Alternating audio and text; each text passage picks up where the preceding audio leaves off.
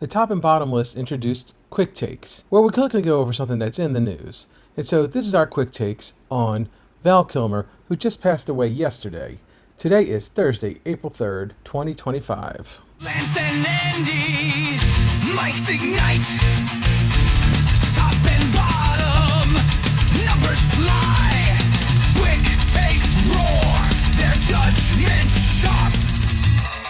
Welcome to our spin-off series, Quick Takes, where we look at what's going on in the world, and we're going to go ahead and make some quick takes, the top and bottom list with these, or top 5 and bottom 1 with these. And then today we're going to go ahead and do Nicolas Cage, because he just passed away. No.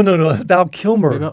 Val Kilmer. Damn, passed away. Val Kilmer passed away? Yeah, Val Kilmer. Nicolas Cage is still alive. I mean, I like Val Kilmer. I mean, he's a great actor, and Nicolas Cage. Well, can you do the Val Kilmer list? No, I can do the Val Kilmer. I love Val Kilmer movies. All right. I mean, Nicolas Cage is kind of harder to do because there's not very good ones. Oh no, Very good ones. Arizona, Raising Arizona, and then what you got after that? Face Off. Yeah, exactly. My bottom list. But anyway, so no, I'm just kidding. I knew it was Val Kilmer, but you already saw me preparing for this. I keep saying the wrong names on these. Yep. So anyway, we're just going to go through these quickly, say a few words about each of them, and have our top 5 first. And so our top 5, I'll let you go first. Well, What's your number 5? Before that, I want to say about Val Kilmer. He passed away this week, but also there's a documentary about him. Is that on Amazon Prime? I thought about putting that in my top Which 5. came out a couple years ago, which shows he had, I think, throat cancer for the past few years, and it's a really heart-wrenching documentary about his life and his film career, and kind of It's tells a lot about him. It's a hard watch. I mean, I don't think I ever finished it because I just got upset because I really liked his work and I really liked him as an actor, and just watching him like that.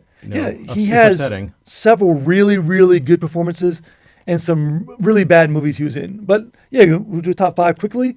Yeah, So sure. my number 5 that I like with him is Top Gun. The Sure. movie that kind of, well, I know he's been in Matt before that, but that movie was a juggernaut. He played the bad guy, I guess, like to Tom Cruise's good guy, the guy who's battling with to be the Top Gun pilot of the year. So yeah, I say Val Kilmer in Top Gun, my 5th best performance. Yeah, I like Top Gun. I like the movie, and I think he did a great job acting in that movie. But I just didn't like seeing Val Kilmer that type of a character. I don't know, for some reason it's just like, wow, he's really good. He's really into this character. I don't know how to explain it. I just did not, because I liked him in so many other movies as different types of characters, that one just didn't ring true to me because he just didn't seem like that much of a jerk. What? He in was other cool movies. and good looking and a jerk. And was he Iceman? He was Iceman. Yeah. So, but I did like him in Top Gun Maverick because they brought him back just for that little scene, which I think was great homage, for them. And he asked them the question, who's the best pilot again in that one, which was a big thing in Top Gun. So that was your number 5. My number 5, quickly, Kiss Kiss Bang Bang. Which is my number 4, by the way. From 2005. Yeah, so I'll let you go ahead. Tell us about Kiss Kiss Bang Bang. It's a very underrated movie. Yeah, I think Robert so, too. Downey Jr., it kind of brought him back into the fold, and he plays a character like himself.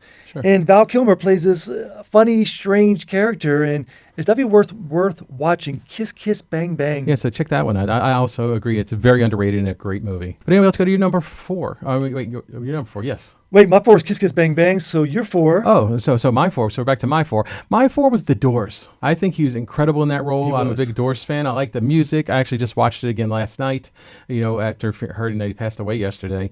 And so, The Doors are my number 4, where he obviously plays Jim Morrison, lead singer of The Doors, and all that spiritual stuff. And he's a method actor, so I'm not sure how much he got into Jim Morrison, because Jim Morrison got into a lot of stuff. And I remember that movie. I remember loving that movie. And I love The Doors, too. I love The Doors.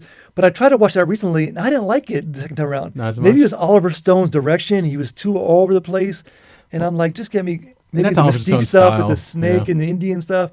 But I think he was incredible in that role. Yeah, he was. I lost him in that role where I stopped seeing him and started seeing Jim Morrison. I lost him in my number 3 movie, What's your number 3? Real Genius. Real Genius. Oh, that's in my top 2. Okay. Yeah, so now Real Genius is my number 1. Okay. I hate to spoil things, but we're just going through things quick right now. So I'll let you start on Real Genius. All right. So Real Genius wasn't a big popular comedy where he played like a college student and he was really smart and Yeah. obviously he's there a long time and they just did wacky, wild stuff, almost like a college prank fraternity thing, but for geniuses. Yeah, and then the story was based around that young student coming in. He was going to be the youngest one ever in there, which I think maybe Val Kilmer was one of the youngest, and that guy who lives in the closet, might have been a genius too.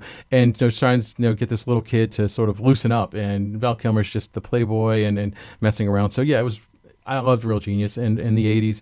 It was such a great show. It kind of reminds me of Van Wilder a little bit, where he plays the Van Wilder character, kind of the seasoned person's been there a while, and the new person comes in, he takes him under his rope and shows him around. But check it out. What's Yeah. your 3 then, I guess? So what's my 3? Well, my 3 would be Tombstone. All right. Tombstone is my 1. Oh, there we go. So we Tombstone both agree one. Tombstone's great. And Tombstone, of course, it's a Western. It's, we all know about Tombstone, the story of Tombstone.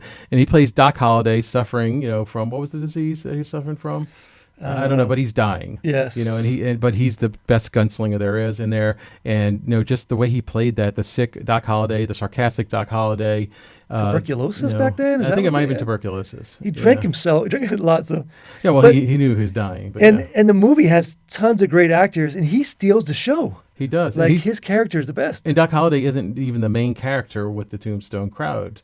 So, but yeah, and of course, the iconic line, "I'll be your Huckleberry," which I looked it up, and you know what that meant? What that means? "I'll be your Huckleberry." What's that? It wasn't. I don't think it was originally in the script, but Val Kilmer threw it in there, and it is an old time U.S. saying where it's I'm your man." So it's somebody you can count on, somebody that steps up.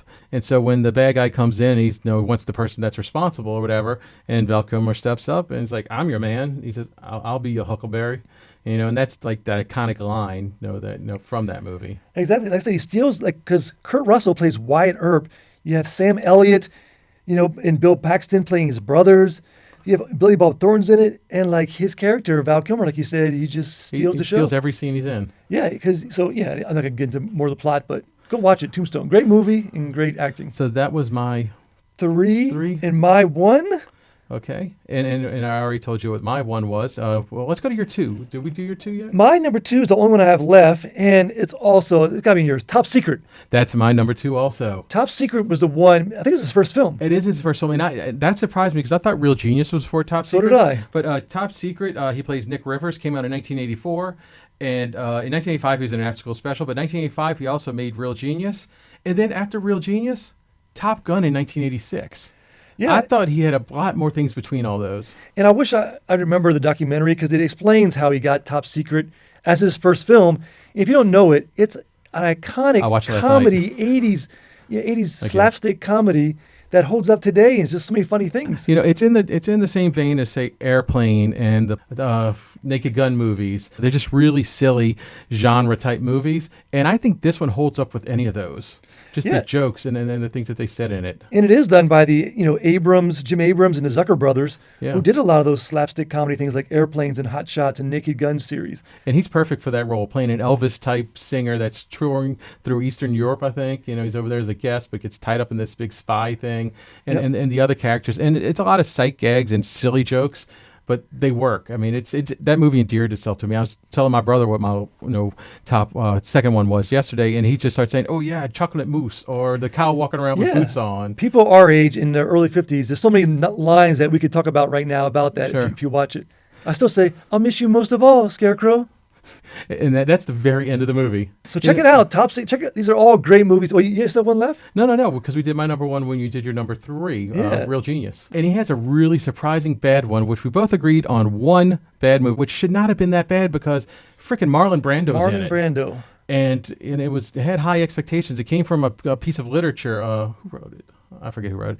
But we'll have it online. But anyway, so that one. You want to tell them what the worst Val Kilmer movie is? The worst Val Kilmer movie, sorry, Val Kilmer and Marlon Brando, The Island of Dr. Moreau. And maybe they tried to do too much in this movie. They had these creatures and he does these weird experiments, Dr. Moreau. But if you watch the documentary, they had issues on the set as well with the director and the writer. I think both Val Kilmer and Marlon Brando they say are difficult to work on the set, and they probably came there with that kind of mentality. Well, But the movie did not work out. And I think one thing is that Marlon Brando doesn't like lines. He doesn't like memorizing lines and all that. No. And so that probably really worked against Val Kilmer being a method actor. And this wasn't Brando's later years after The Godfathers and all that stuff, way after him. Island Dr. Moreau, written by H.G. Wells. H.G. Wells. Yeah, I just hurried up and looked it up real quick because it was killing me that I couldn't remember who was on All it. right. But if there's a movie you want to try to avoid or you just want to see a bad movie, Island of Dr. Moreau. Remembering his good times today. 5 good ones and only 1 bad one for Val Kilmer. Great actor. And that's it for our quick takes from the top and bottom list with Lance and Andy.